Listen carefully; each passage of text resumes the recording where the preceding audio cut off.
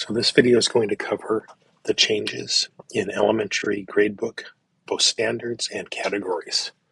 So if you remember at the end of last year, we modified standards to simplify what we were going to be reporting and grading. So what you'll see now, I'm in the English class. I'm going to go over to a new assignment. And when I do that, and I go over to standards, you'll see in English, it's just the parent standards, just what's on the report card. That's all you'll have access to grade. So everything within Reading Foundations will fall into Reading Foundations as a standard. This should simplify your grading and simplify the calculations. The other part to that is the categories. As we look at categories, I'm going to go over in here and change this to the category view.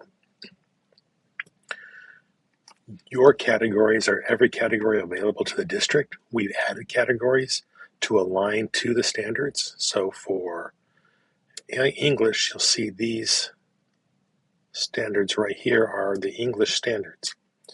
My recommendation, because we cannot control what goes in your gradebook, our recommendation is you eliminate all the standards that are not English standards for your English class and only use those. You can do that quickly through edit. So like for classwork, I would go over here to click edit and make it inactive for all classes.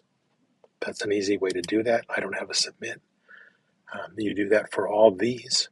And then for reading information literature, you can go to edit that and make it available only for your English class.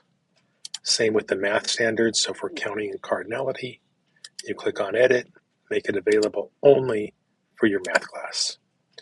Once you do that, then when you do your new assignments and you click on category, it makes it easy. You won't have this giant list for an individual class.